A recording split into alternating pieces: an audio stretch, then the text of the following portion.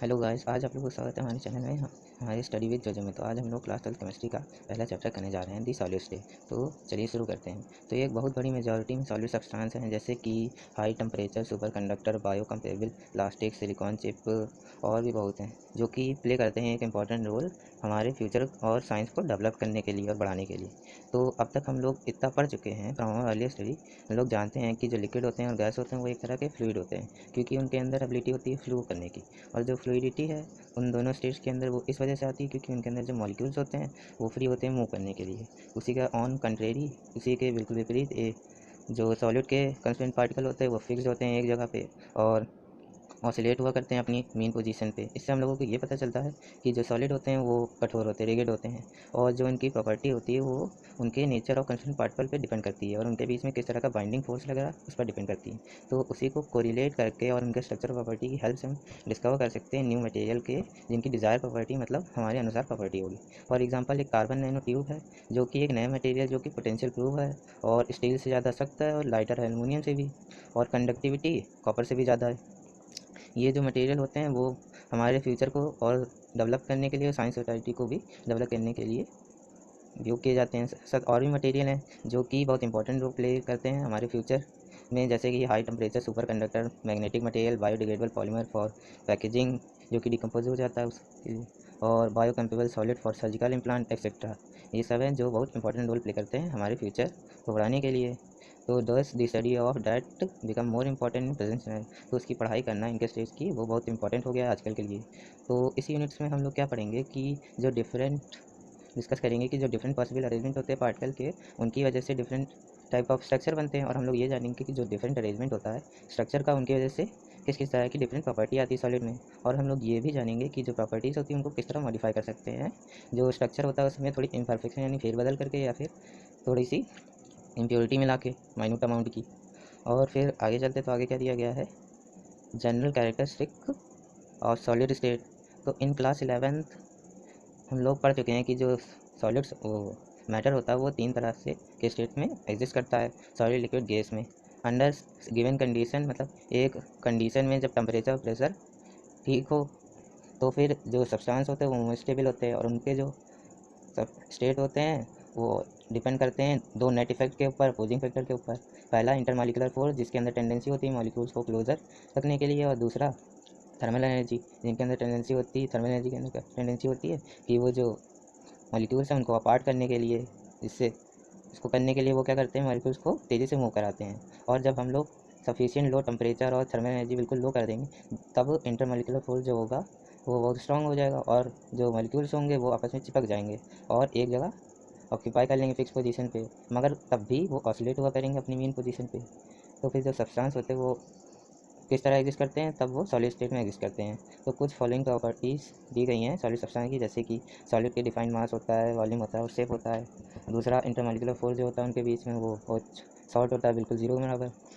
और जो intermolecular force होता है वो बहुत स्ट्रांग होता है, और जो कंस्टेंट पार्टिकल होते हैं वो एक जगह फिक्स रहते हैं अपनी पोजीशन पे और ऑसिलेट होकर करते हैं अपनी मेन पोजीशन पे।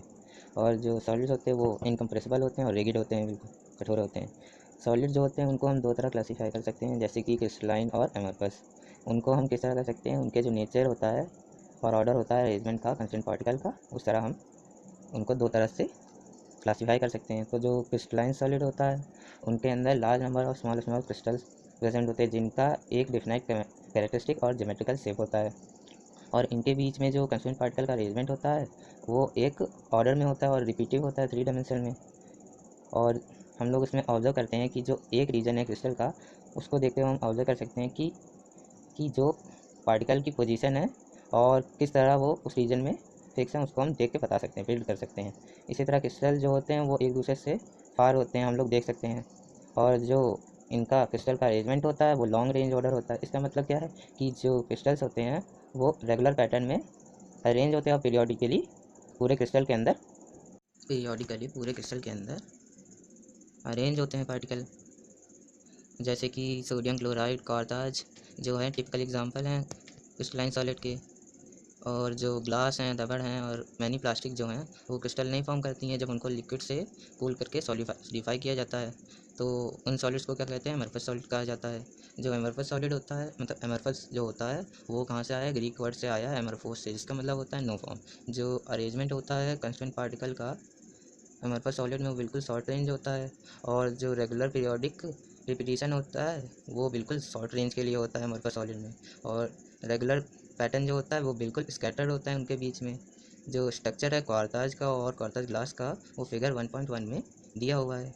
तो इसमें देखिए जो फिगर ए दिया गया है वो इसका है, क्रिस्टल का है क्वार्ताज के। इसमें देखिए बिल्कुल फिक्स्ड शेप में बने हुए हैं बराबर मात्रा में। और जो बी दिया गया है डायग्राम, उसमें क्या है, क्वार्ताज ग्लास है जो कि एमरफोस सॉलिड है, और इसमें देखिए बिल्कुल इरेगुलर पैटर्न में है और कोई बीच में बराबर का डिस्टेंस भी नहीं है। तो इससे हम लोग, इस स्ट्रक्चर से हम लोग ये पता करते हैं कि जो एमरफस ग्लास होते हैं उनकी जो रेंज होती है वो बिल्कुल शॉर्ट होती है, और जो ये एमरफस सॉलिड होते हैं इनके स्ट्रक्चर बिल्कुल सिमिलर होते हैं लिक्विड से। और ये डिफरेंस होता है इनके अरेंजमेंट में कंस्टेंट पार्टिकल के दो तरह से डिफरेंस होता है, और प्रॉपर्टीज़ इसकी डिफ़र करती हैं क्रिस्टलाइन सॉलिड से। तो फिर आगे देखते हैं, तो आगे क्या है, जो क्रिस्टलाइन सॉलिड होते हैं उनका जो शार्प मेल्टिंग पॉइंट होता है, इनका मतलब जो एक टेम्परेचर पे वो एकदम मेल्ट हो जाएंगे और बिल्कुल लिक्विड बन जाएंगे।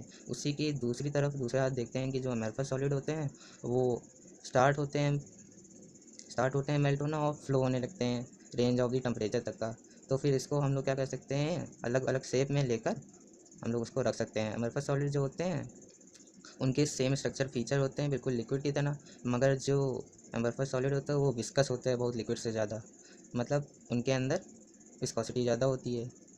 और जो क्रिस्टलाइन सॉलिड होते हैं वो सेम टेम्परेचर पे एक जैसे रहते हैं।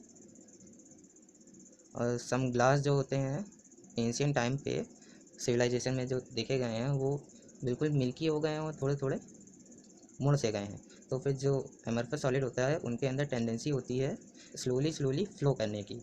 तो जैसे कि आप लोग देखते हैं कि जो शीशे लगे होते हैं उनको आप लगवाते हैं तो बिल्कुल बराबर मात्रा में होते हैं, मगर जब साल एक दो साल बाद देखते हैं तो जो ऊपर का ग्लास होता है और नीचे ग्लास में थोड़ा सा डिफरेंस हो जाता है, नीचे वाला जो होता है थोड़ा मोटा होने लगता है। वो इसी प्रॉपर्टी की वजह से आता है, क्योंकि जो एमरफस सॉलिड होते हैं वो स्लोली स्लोली नीचे की तरफ फ्लो हुआ करते हैं। इसीलिए हम लोग उनको समटाइम्स क्या कहते हैं, सूडो सॉलिड कहा जाता है या फिर सुपर कोल्ड सॉलिड भी कहा जाता है। एमरफस सॉलिड जो होते हैं वो आइसोटोनिक होते हैं नेचर में, और इनकी जो प्रॉपर्टीज़ होती हैं जैसे मैकेनिकल स्ट्रेंथ, रिफ्लेक्टिव इंडेक्स और इलेक्ट्रिकल कंडक्टिविटी जो सेम होती है आर डायरेक्शन में, क्योंकि इनके बीच में नो लॉन्ग रेंज ऑर्डर होता है, मतलब इनके बीच में ज़्यादा दूरियाँ नहीं होती हैं। और जो इनके बीच का अरेंजमेंट का पार्टिकल होता है वो बिल्कुल डिफाइन नहीं होता, बिल्कुल स्कैटर्ड होता है। तो इससे लिए ओवरऑल जो अरेंजमेंट होता है उनको हम लोग क्या करते हैं, बराबर मान लेते हैं आर डायरेक्शन में। इसी फिजिकल प्रॉपर्टी को हम सम टाइम आइसोट्रोपिक कहते हैं, और जो कि सेम होती है आल डायरेक्शन में। इस तरह क्रिस्टलाइन सॉलिड में आते हैं। क्रिस्टलाइन सॉलिड जो होते हैं वो अनआइसोट्रॉपिक होते हैं नेचर में। इसका मतलब क्या है कि जो इनकी फिजिकल प्रॉपर्टीज़ होती हैं जैसे कि इलेक्ट्रिकल रेजिस्टेंट और रिफ्लेक्टिव इंडेक्स वो डिफरेंट होते हैं अलग अलग डायरेक्शन में। ये आता है किस वजह से, उनके अंदर कि जो डिफरेंट अरेंजमेंट होता है पार्टिकल का वो डिफरेंट होता है अलग अलग डायरेक्शन में, इसीलिए वो डिफरेंट प्रॉपर्टीज़ शो करते हैं अलग डायरेक्शन में। जैसा कि ये फिगर 1.2 में दिया गया है कि दो सिंपल डायमेंशनल पैटर्न लिए गए हैं और इनको खींचा गया है एटम्स के बीच में।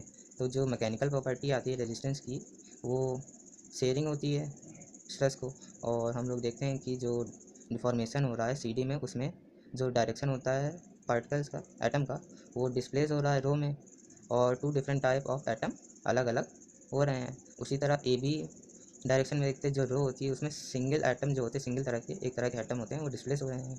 इसी तरह हम देखते हैं कि जो डिफरेंस होता है इनके बीच में क्रिस्टलाइन और सॉलिड एम्फस सॉलिड में, उनको समराइज करके ये टेबल 1.1 में डिस्टिंग्विश दिया गया है। तो ये जो है वो बहुत इंपॉर्टेंट है और पूछा जा सकता है बोर्ड्स में कि write the difference between crystalline and amorphous solids में। तो ये जो टेबल में दिया गया है इसको आप लिख सकते हैं, ये बहुत आसान होता है। इसमें देखते क्या है, जो शेप है, शेप क्रिस्टलाइन सॉलिड का होता है वो डिफाइन नहीं होता, डिफाइन होता है और डिफाइन ज्योमेट्रिकल होती है, मगर जो एमरफस होता है उनका इरेगुलर शेप होता है। मेल्टिंग पॉइंट जो होता है वो शार्प होता है क्रिस्टलाइन सॉलिड का, मगर एमरफस का वो शार्प नहीं होता है, ग्रेजुअली रेंज बिल्कुल टॉप रेंज तक का वो मेल्ट हुआ करता है। और ये जो क्लीवेज प्रॉपर्टी, मतलब जब हम लोग क्रिस्टलाइन सॉलिड को काटते हैं तो फिर वो दो अलग अलग स्मूथ सरफेस में कट जाते हैं प्लेन में, मगर जब हम एमरफस को काटते हैं तो फिर वो शार्प कट नहीं देते हैं, बिल्कुल रफ कर देते हैं, रेगुलर सरफेस होती है उनकी कट करने पे। और जो चौथा क्या दिया गया है, हीट ऑफ फ्यूज़न। तो heat of fusion crystalline solid में बिल्कुल डिफाइंड होता है कैरेक्टरिस्टिक, और एमरफस में हीट ऑफ फ्यूज़न या इंथैल्पी ऑफ फ्यूज़न डिफाइन नहीं होती है। एनाइसोट्रोपी, जो क्रिस्टलाइन सॉलिड होता है वो एनिसोट्रॉपिक होते हैं नेचर में, और जो अमorphous होते हैं वो आइसोट्रॉपिक होते हैं नेचर में। नेचर क्या होता है इनका? नेचर क्रिस्टलाइन सॉलिड का ट्रू सॉलिड होते हैं, और अमorphous सॉलिड का क्या होता है? सूडो सॉलिड कहा जाता है, और सुपर कोल्ड लिक्विड कहा जाता है। और जो ऑर्डर होता है अरेंजमेंट का कंस्टिट्यूएंट पार्टिकल का, इनके बीच में वो लॉन्ग रेंज ऑर्डर होता है, मतलब ये लगातार एक जैसे होते हैं, और अमorphous सॉलिड में शॉर्ट रेंज होती है, लगातार एक जैसे नहीं। इसी तरह हम लोग ये भी जानते हैं डिसाइड कि क्रिस्टलाइन एंड अमorphous सॉलिड जो होते हैं उनमें कुछ सॉलिड ऐसे होते हैं जो कि अमorphous होते हैं, मगर जो माइक्रो लेवल पे होते हैं वो बिल्कुल क्रिस्टलाइन होते हैं। उन सॉलिड को क्या कहा जाता है? Poly crystalline solid. और जो मेटल ऑफ पेन होता है जिस कंडीशन में, उसको पॉली पॉली क्या है पॉली क्रिस्टलाइन कंडीशन कहा जाता है। और जो इंडिविजुअल क्रिस्टल निकलते हैं रैंडमली, इनके बीच से निकाले जाते हैं, वो आइसोट्रोपिक होते हैं, मगर जब हम लोग सिंगल क्रिस्टल निकालते हैं इनके बीच में तो वो एनाइसोट्रोपिक होते हैं पॉली क्रिस्टलाइन सॉलिड में। और जो अमorphous सॉलिड होते हैं उनको बहुत यूज़फुल मटेरियल होते हैं, जैसे कि ग्लास, रबर, प्लास्टिक और बहुत चीज़ें जो कि हम लोग अपनी डेली लाइफ में देखते हैं। इसका अमorphous सॉलिड का एक सीधा एग्जांपल है अमorphous सिलिकॉन, जो कि पॉलीवोल्टिक मटेरियल होता है, जिसके अंदर एबिलिटी होती है सनलाइट को इलेक्ट्रिसिटी में कन्वर्ट करने की। तो फिर आगे चलते तो आगे क्या दिया गया है? इंडेक्स क्वेश्चन दिए गए हैं। तो इंडेक्स क्वेश्चन में क्या है? पहला क्या है कि वाई सॉलिड आर रिगिड। तो सॉलिड रिगिड्स क्या होते हैं? क्योंकि उनके जो अंदर इंटरमोलिकुलर फोर्स होता है वो बहुत स्ट्रांग होता है, और इनके बीच में कोई डिफरेंस नहीं होता है, इनके बीच में कोई स्पेस नहीं होता है। तो इसको आप कैसे लिख सकते हैं कि जो कांस्टेंट पार्टिकल होते हैं सॉलिड के, वो उनकी फिक्स पोजीशन होती हैं और वो ऑसिलेट हुआ करते हैं एक जगह पे अपनी मेन पोजीशन पे, और इंटरमोलिकुलर फोर्स स्ट्रांग होता है, इसीलिए वो रिगिड होते हैं। और फिर 1.2 में जाते हैं। तो 1.2 में why do solid have defined volume. तो सॉलिड का डिफाइंड वॉल्यूम क्यों होता है? क्योंकि वो रिगिड होते हैं स्ट्रक्चर में, और इनके बीच में इंटरमोलिकुलर फोर्स जो होता है वो बहुत स्ट्रांग होता है, और इनके बीच में जो स्पेस होता है वो बिल्कुल ऑलमोस्ट ज़ीरो होता है। इसी वजह से जो वॉल्यूम होता है वो चेंज नहीं होता है एनी प्रेशर पे। तो इसको ले कह सकते हैं solid keep their volume because they are rigid in their structure and intermolecular force are very strong. Moreover, the interspecies species are very few and small, as well as result, their volume cannot change by applying pressure. और 1.3 में क्या कहा गया है? जो classify the following amorphous and crystalline solid. तो इसमें से कौन सा क्रिस्टलाइन है और कौन सा अमorphous है? तो इसमें क्रिस्टलाइन कौन सा है? ये जो बेंजोइक एसिड है वो क्रिस्टलाइन है, और पोटेशियम नाइट्रेट है वो भी क्रिस्टलाइन है, और कॉपर वो भी क्रिस्टलाइन है, और जितने हैं सब अमorphous सॉलिड हैं, जैसे कि fibre glass, telephone, cellphone, polyvinyl chloride, polyethylene, ये सब जो हैं ये अमorphous सॉलिड है। अब उसी तरह आगे चलते हैं क्वेश्चन 1.4 में। तो reflective index of solid is observe to have the same value along all direction. Comment on the nature of the solid would it show cleavage property. तो इसमें क्या है, जो सॉलिड होता है उनमें सेम रिफ्लेक्टिव इंडेक्स होता है ऑल डायरेक्शन में। तो इसमें बताना क्या है कि ये कौन सा सॉलिड है? तो ये अमorphous सॉलिड होता है, उसके अंदर डिफेक्टिव इंडेक्स जो होता है वो ऑल डायरेक्शन में सेम होता है, और ये आइसोट्रोपिक होता है नेचर में। और ये जो होते हैं ये क्लीन क्लीवेज प्रॉपर्टी नहीं देते हैं जब हम लोग इनको काटते हैं, और इरेगुलर सरफेस देते हैं। तो इसको लिखेंगे जैसे as solid have same value of refractive index along all direction, it is isotropic in nature, hence amorphous. Being amorphous solid it will not show clean cleavage, and when it cut it will break into pieces with irregular surface। तो चलिए इस video को यहीं ख़त्म करते हैं, आगे part हम लोग अगले लेक्चर में देखेंगे। Thank you for watching.